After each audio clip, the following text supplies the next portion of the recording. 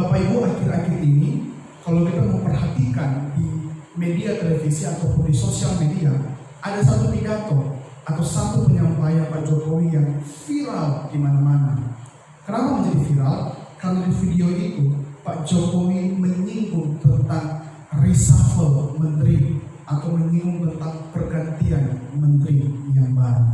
Namun Bapak Ibu, kalau kita memperhatikan, sebenarnya yang lebih penting dari hal itu adalah alasan kenapa Pak Jokowi menyampaikan atau menyinggung tentang reshuffle menteri. Kita harus mencermati alasan di balik itu yang lebih penting. Nah, alasan kenapa Pak Jokowi menyampaikan argumen tentang itu yang akhirnya menjadi viral adalah karena Pak Jokowi pada waktu itu lagi kecewa dengan kinerja dari para menterinya. Dia kecewa sekaligus juga di waktu yang sama di tempat itu Pak Jokowi juga mendorong agar para menteri boleh bekerja lebih keras lagi. Dia memang kecewa, tapi juga dia mendorong supaya mereka boleh lebih bekerja keras lagi. Bahkan Pak Jokowi menyampaikan satu kalimat yang begitu penting. Dia katakan, semua menteri harus punya sense of crisis yang sama. Harus punya sense of crisis yang sama. Atau apa? Harus punya kepekaan terhadap krisis hari ini. Karena Pak Jokowi melihat dampak dari virus corona itu tidak main-main. Dan Pak Jokowi ingin 260 juta lebih warga negara Indonesia bisa bertahan di tengah krisis hari ini. Sehingga Bapak Ibu, kalau kita mau mencermati pidato Pak Jokowi kali ini, sebenarnya kita bisa melihat satu hal yang baik. Kita bisa menemukan satu hal yang baik. Apa hal baik itu? Kita bisa melihat bahwa Pak Jokowi begitu serius dan begitu peduli sebagai pemimpin untuk menyelesaikan masalah dan menolong warga negara Indonesia. Kita bisa melihat dia begitu serius, dia begitu peduli, sehingga dia dan juga para menterinya betul-betul bekerja dengan lebih keras lagi. Untuk apa? Untuk menolong kita bisa sama-sama bertahan di tengah-tengah krisis karena virus corona.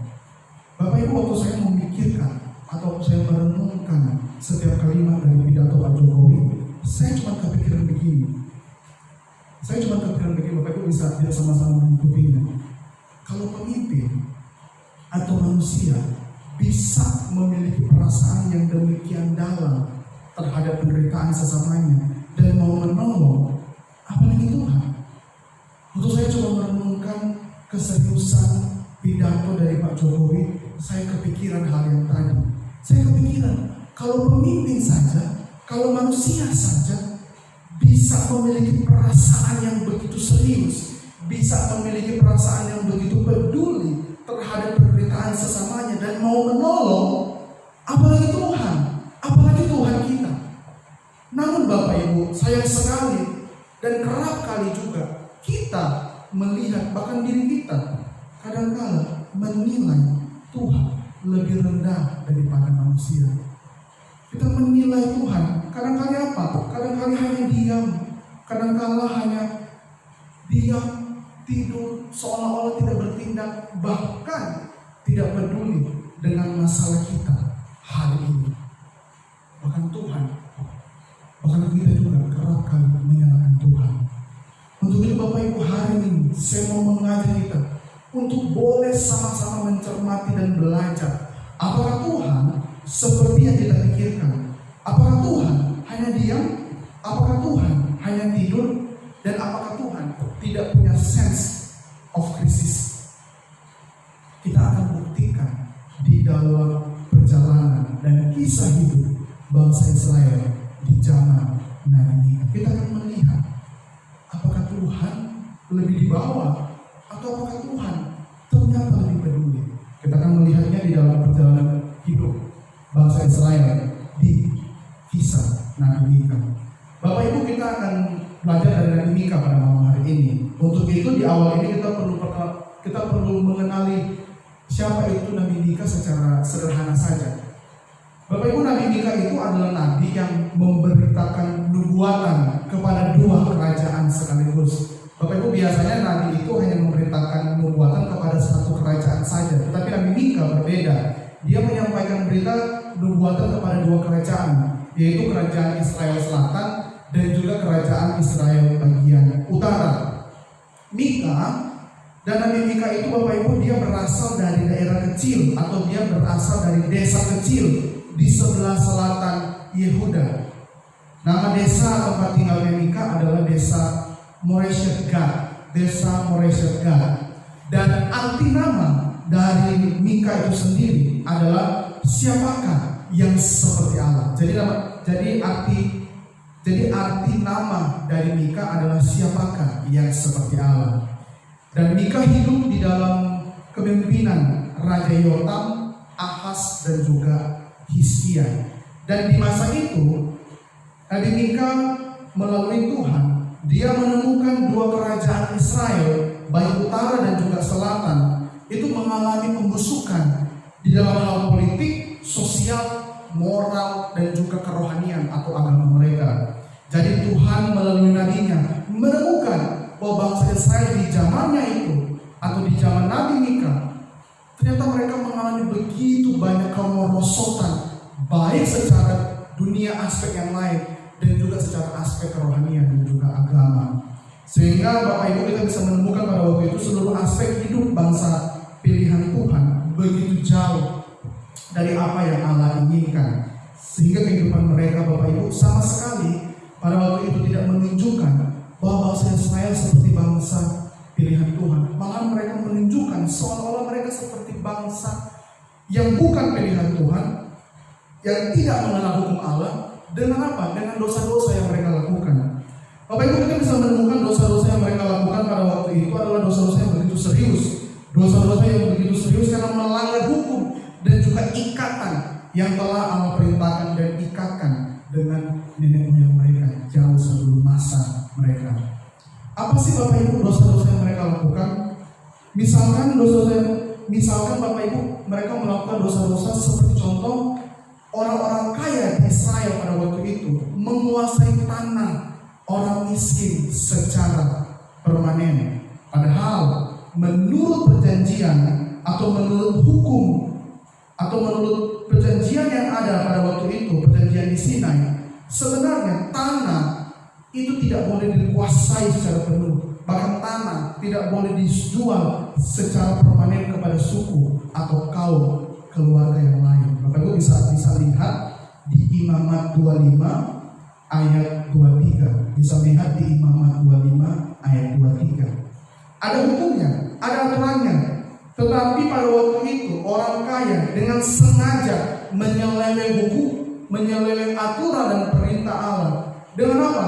Dengan mereka menggunakan berbagai cara, menggunakan berbagai usaha untuk menguasai setiap tanah, bahkan mengambil paksa atau menguasai tanah orang-orang miskin. Bapak Ibu bisa baca di Mika 2 ayatnya yang kedua. Juga Bapak Ibu pada waktu itu ketika orang miskin mau mengadu kepada hakim, ternyata juga hakim sudah dipengaruhi oleh suap dari orang kaya. Sangat sekali. Bapak Ibu bisa baca di Mika 3 ayat 9 sampai 11 dan juga di Mika 7 ayat 2 sampai ayat yang ketiga. Bahkan waktu itu Bapak Ibu kalau kita baca di Mika, pemimpin-pemimpin Israel pada waktu itu memimpin dengan seenaknya. Bahkan Mika juga mengecam ketidakjujuran di dalam perdagangan. Kenapa? Karena ada timbangan yang curang. Pedagang kaya memanipulasi pembeli yang miskin. Orang-orang selalu berkata kasar, bahkan orang-orang selalu berdusta. Bapak Ibu bisa baca di Mika 6 ayat 10 sampai ayat yang ke-12.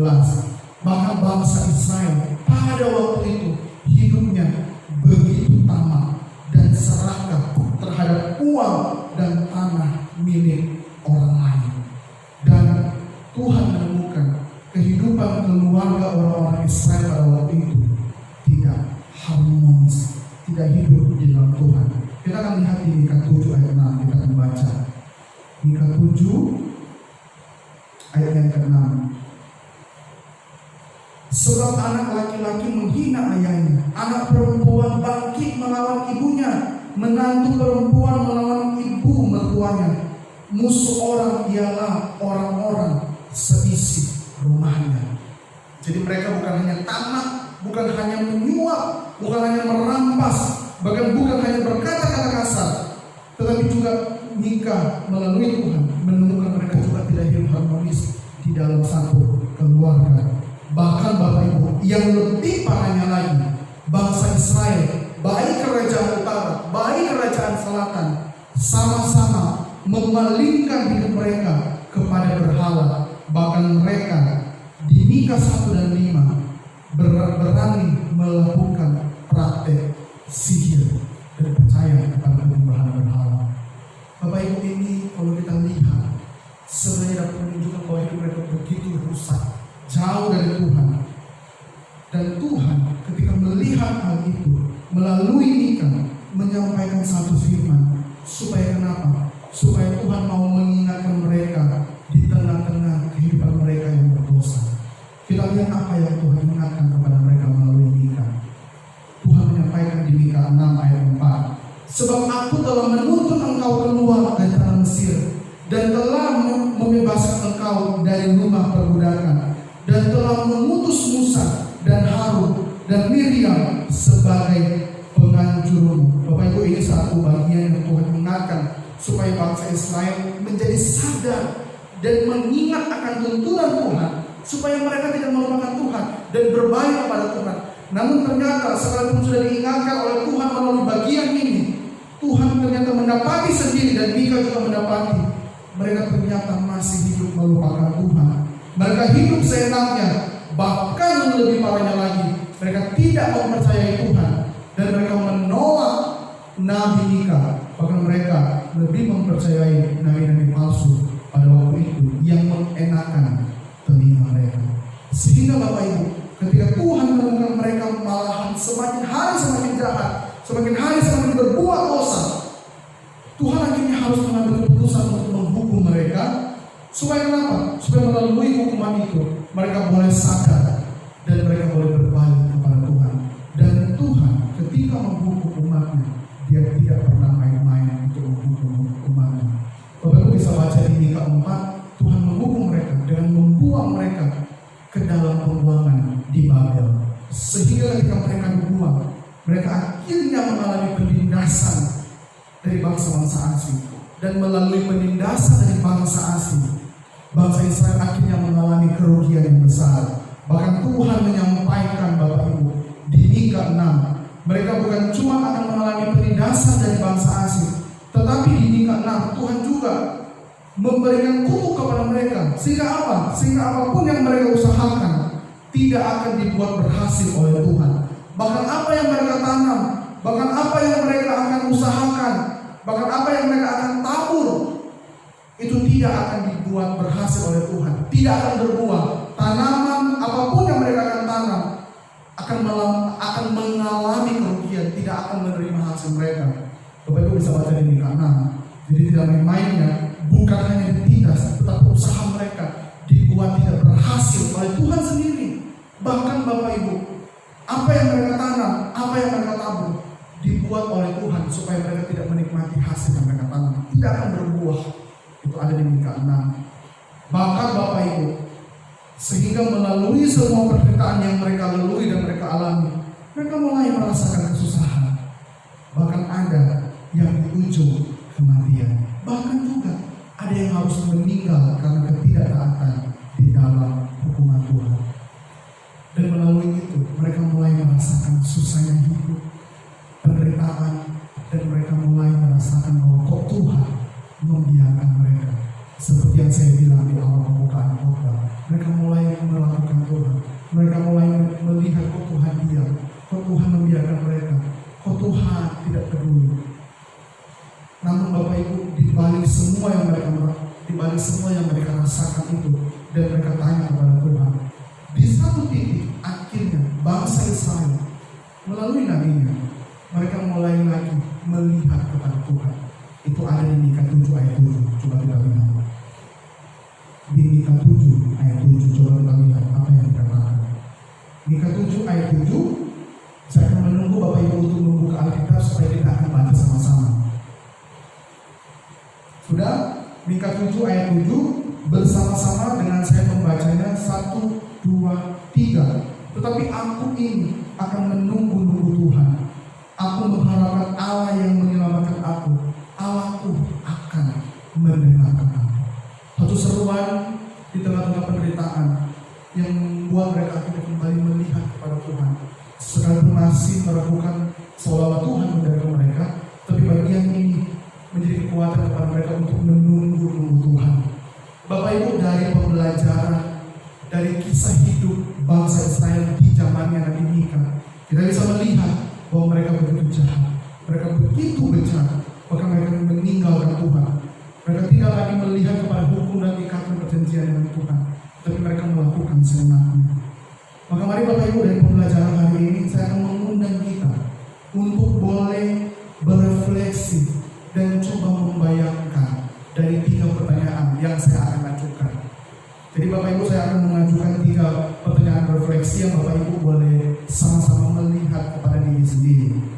Pertanyaan refleksi yang pertama yang boleh kita tanyakan dan boleh kita bayangkan adalah pertanyaan pertama: apakah Israel masih layak disebut sebagai umat pilihan Allah dengan tindakan yang mereka lakukan? Coba kita refleksi, coba kita tanya, bayangkan. Apakah Israel masih layak disebut sebagai umat pilihan Allah dengan tindakan yang mereka lakukan? Ini pertanyaan yang pertama. Pertanyaan yang kedua adalah bagaimana dengan kita saat ini? Bagaimana dengan kita saat ini? Samakah kita dengan bangsa Israel yang ternyata masih tekun berbuat dosa, bahkan memalingkan dan melupakan Tuhan? Coba kita tanya, kita refleksi, kita membayangkan hidup kita. Jangan-jangan kita sama seperti bangsa Israel. Maka melalui pertanyaan yang kedua kita boleh membayangkan, sama nggak sih kita dengan bangsa Israel yang melakukan dosa, melupakan Tuhan? Kita bayangkan ya. Dan yang ketiga, Bapak Ibu, yang ketiga ini saya tidak hanya akan menyuruh Bapak Ibu untuk berefleksi, untuk membayangkan, tetapi coba diimajinasikan. Jadi pertanyaan yang ketiga ini Bapak Ibu coba mengimajinasikan. Nah, Bapak Ibu akan mengimajinasikan melalui tuntunan dari saya. Siap-siap ya. Bapak Ibu, kalau malam ini tiba-tiba Tuhan mengutus satu nabi datang pada kita dan mengetuk pintu rumah kita atau mengetuk pintu kamar kita dan kita lagi tidur. Coba kita imajinasikan ya. Kalau malam ini tiba-tiba ada satu nabi yang Tuhan utus datang ke rumah kita, masuk, mengetuk pintu rumah kita dan mencari kita. Kira-kira Bapak Ibu, berita apa yang si nabi itu akan bawa pada kita? Coba kita imajinasikan. Kalau nabi datang, kira-kira berita atau pesan apa yang dia akan bawa kepada kita secara pribadi? Coba kita pikirkan. Berita apa? Berita penghukuman dan berita penghakimankah yang dia akan bawa? Atau berita sukacita dari Allah? Bapak Ibu harus ingat ya, setiap berita yang Nabi bawa dari Tuhan itu tidak pernah akan keliru. Kenapa? Karena Tuhan mengenal siapa kita. Tuhan mengenal siapa saya dan siapa Bapak Ibu, jauh dari apa yang Bapak Ibu kenal tentang diri Bapak Ibu sendiri. Bahkan Bapak Ibu sembunyikan pun Tuhan tahu siapa kita. Maka Bapak Ibu, kalau Tuhan tahu siapa kita dan malam hari ini Tuhan datang membawa berita itu melalui nabi-Nya, mengetok pintu rumah kita, berita apa yang dia akan bawa kepada kita malam hari ini? Bapak Ibu, kalau ternyata berita yang dia bawa pada kita malam hari ini adalah berita penghukuman dan penghakiman, karena Tuhan mendapati bahwa hidup kita masih jauh dari kehendak-Nya, maka pertanyaan refleksi yang pertama cocok untuk kita: apakah kita masih layak disebut sebagai umat pilihan Allah? Apakah kita masih layak disebut sebagai umat pilihan Allah? Maka mari saat ini Bapak Ibu, nggak usah lihat orang-orang lain, nggak usah lihat suami, istri, anak-anak kita, orang lain. Coba kita lihat diri kita, coba kita terawang diri kita, coba kita lihat siapa kita. Kalau Tuhan datang ternyata membawa berita yang penghakiman, berita yang menyakitkan kepada kita, apa yang akan terjadi? Kita masih layak disebut sebagai anak-anak Tuhan? Atau kita sebenarnya layak dihukum seperti bangsa Israel? Bapak Ibu, kalau kita hari ini masih ada dosa, masih ada kebiasaan-kebiasaan yang buruk, masih ada kecanduan, masih menyimpan berhala, bahkan kita masih menyembunyikan hal-hal yang jahat, dan orang, bahkan istri kita tidak tahu, bahkan orang-orang terdekat kita tidak tahu, maka kita perlu bilang kepada diri kita di dalam refleksi kita hari ini. Kita perlu bilang secara keras kepada diri kita malam hari ini. Kalau Tuhan bawa berita itu, kita perlu bilang kepada diri kita, aku sebenarnya layak dihukum oleh Tuhan. Aku layak dihukum oleh Tuhan. Dan aku layak menerima berita penghakiman dari Tuhan. Dan aku layak untuk hidup di dalam penderitaan hari ini. Dan Bapak Ibu, jika kita hari ini hidup di dalam penderitaan, termasuk hidup di dalam penderitaan karena dampak dari virus corona, kita harus tanya kepada diri kita, dan kita harus bilang sebenarnya kepada diri kita, sebenarnya kita layak menerima hukuman, dan kita layak menerima penderitaan karena kita masih berbuat dosa. Bahkan kita boleh tanya kepada diri kita, apakah kita layak menyalahkan Tuhan? Apakah kita layak menilai dan menyalahkan Tuhan yang membiarkan penderitaan itu terjadi? Layak nggak kita menyalahkan Tuhan? Sebenarnya tidak layak. Dan kita sebenarnya layak menerima penderitaan dan hukuman itu kalau kita melihat siapa diri kita. Namun Bapak Ibu, sekalipun keadaan kita yang dulu dan keadaan kita yang sekarang yang masih suka berbuat dosa, masih suka melupakan Tuhan, masih suka menyalahkan Tuhan, masih hidup jauh dari Tuhan, dan kalau boleh hidup kita itu digambarkan seperti limbah atau sampah dari busuk dari corona. Bapak Ibu, kalau hidup kita saat ini atau kalau hidup kita masih hidup di dalam dosa, sebenarnya hidup kita itu bisa digambarkan seumpama seperti limbah atau sampah busuk dari corona. Kenapa bisa digambarkan seperti itu? Karena memang hidup kita itu sama seperti itu. Dan kalau hidup kita sama seperti limbah atau sampah busuk dari corona, maka sebenarnya nggak ada yang mau ngambil kita, nggak ada yang mau simpan kita, dan nggak ada yang mau mendaur ulang kita kembali. Kenapa? Karena bagaimana mungkin ada pribadi yang mau menyimpan dan mengumpulkan limbah dari corona seperti masker atau APD bekas? Pasti dibuang karena itu sampah. Apalagi itu limbah dari corona, virus, pasti dibuang, pasti nggak mau diambil karena itu mematikan. Itu bisa membahayakan pribadi yang menyimpan sampah itu. Tetapi Bapak Ibu, sekalipun kita masih berbuat dosa, melupakan menyalahkan Tuhan, dan kita sama seperti sampah itu, apakah Tuhan membiarkan kita?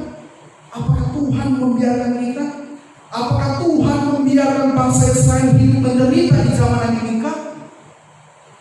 Jawabannya tidak. Jawabannya tidak. Bahkan sekalipun Tuhan tahu bangsa Israel di zaman Nabi Mika dan kita masih bisa berbuat dosa lagi, tetapi Dia mau menerima kita dengan segala resiko. Tuhan mau menerima kita dengan segala resiko. Sekalipun resiko itu bisa membuat Tuhan kecewa, sama seperti orang yang mau mengambil sampah dari corona yang beresiko.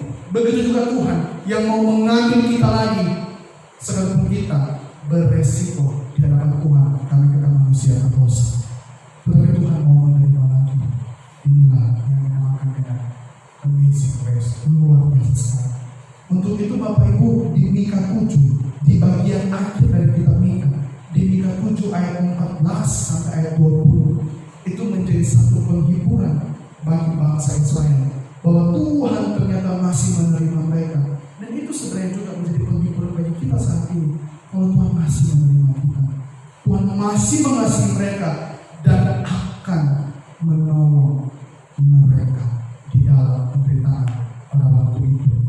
Bapak Ibu, kasih setia Tuhan di Mika 14 ayat, di Mika 7 ayat 14 sampai 20 itu digambarkan dengan tuntunan dan pengampunan Tuhan. Jadi kasih setia Tuhan itu menutup kitab Mika melalui tuntunan dan pengampunan Tuhan kepada bangsa Israel di dalam penderitaan. Dijelaskan di Mika 7, Tuhan seperti gembala yang menuntun kembali para gembala dengan kasih setianya. Di situ ada kata tongkat. Tongkat di situ sebagai sebuah simbol bahwa Tuhan tidak hanya menuntut, tetapi di dalam tuntunan itu Tuhan akan melindungi umatnya, dombanya. Bahkan di Mika 7 ayat 14 ada penggambaran kata rimba. Ada penggambaran kata rimba dan kebun buah-buahan. Ini apa sih artinya? Ini mau memberikan indikasi bahwa Tuhan akan menyediakan berkat jasmani seperti makanan kepada umat Israel, dan ditunjukkan dengan dua penggembalaan. Jadi Tuhan tidak hanya mengembalakan atau tidak hanya menggembalakan mereka, tetapi Tuhan menunjukkan dua penggambaran di mana Tuhan akan menggembalakan. Ditunjukkan di Mika 7:14 akan makan rumput di Basan dan di Gilead. Basan dan di Gilead ini Bapak Ibu menggambarkan atau menunjukkan dua daerah yang makmur pada waktu itu. Jadi kita bisa melihat ya,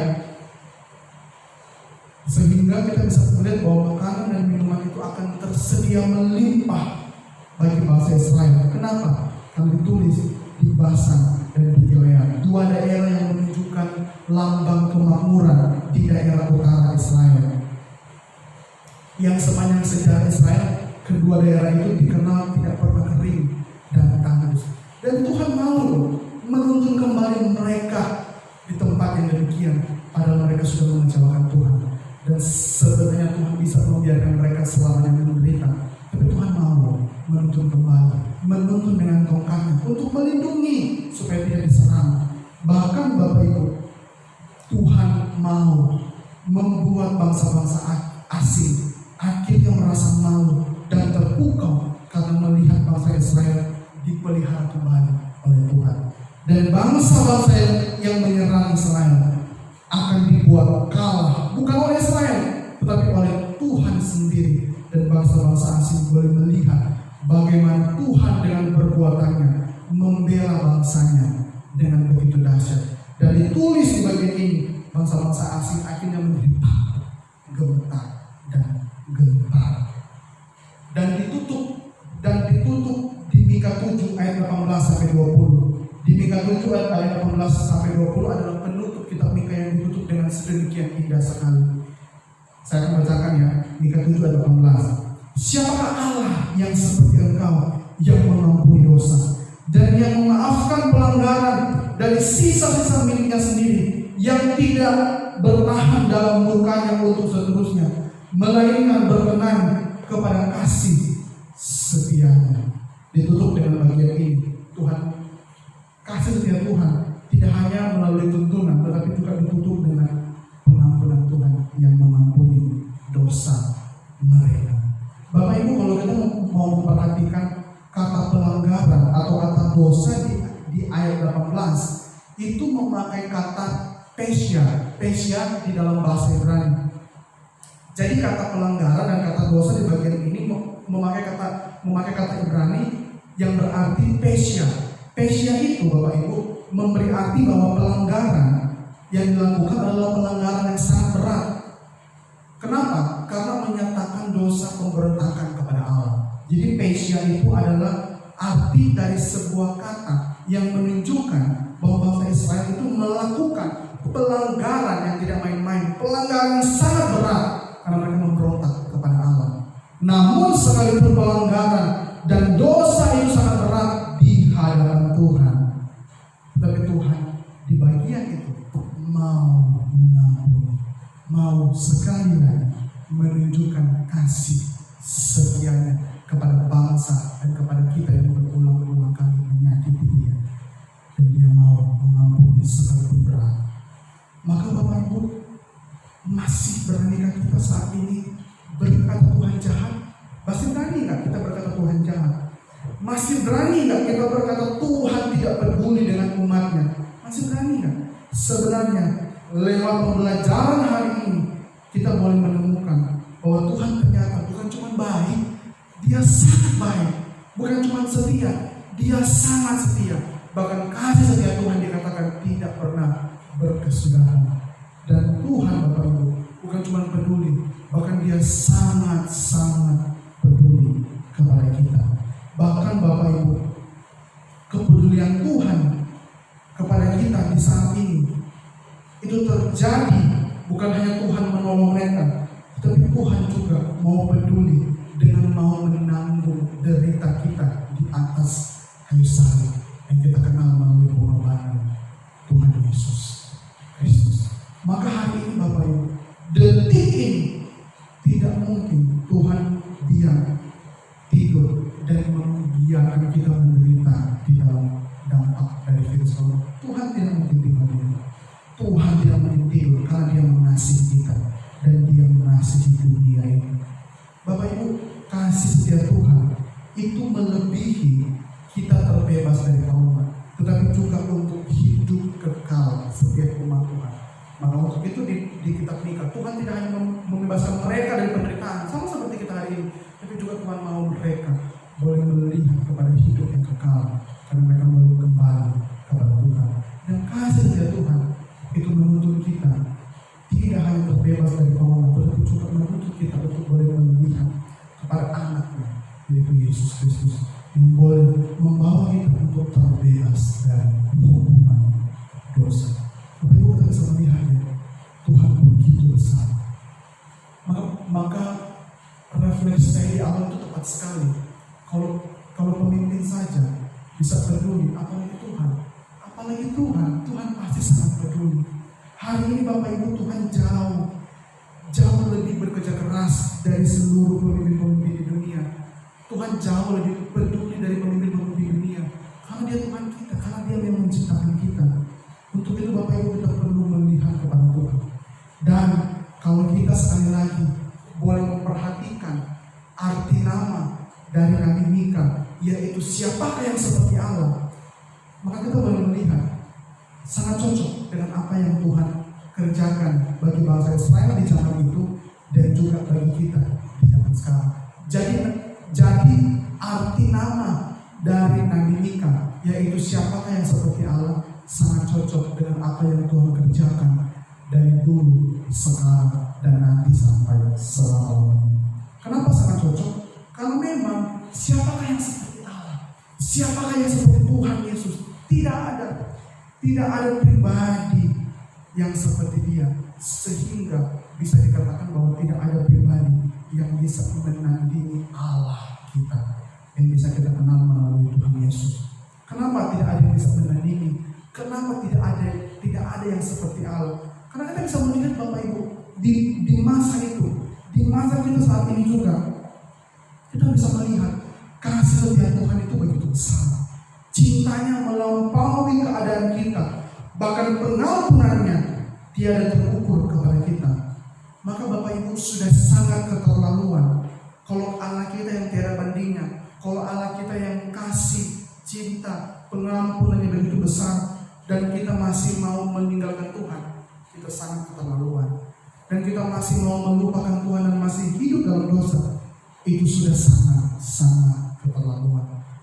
Maka mari Bapak Ibu, dengan kita melihat dan mengingat akan kasih setia Tuhan, itu boleh mendorong kita untuk terus mengingat Tuhan, untuk terus hidup di dalam kekudusan. Bahkan yang terpenting, waktu kita mengingat akan kasih setia Tuhan, itu boleh mendorong kita untuk mengasihi Tuhan. Amin. Itu boleh mendorong kita untuk mengasihi Tuhan. Dan mengasihi Tuhan, Tuhan mau mengasihi Dia dengan totalitas, seperti apa yang Tuhan sampaikan di kitab Injil. Apa sih Tuhan bilang? Kita harus mengasihi Dia dengan segenap hati, dengan segenap jiwa, dengan segenap akal budi kita, dan juga dengan segenap kekuatan kita. Amin. Mari kita boleh hidup mengasihi Tuhan, karena kita mengingat akan kasih setia Tuhan yang tidak main-main kepada kita. Untuk itu mari kita mengasihi Tuhan secara total, dengan menyerahkan seluruh diri kita untuk dipakai untuk kemuliaan Tuhan. Karena kita mau mengasihi Dia dengan segala hati, jiwa, akal kita, dan juga kekuatan kita. Amin.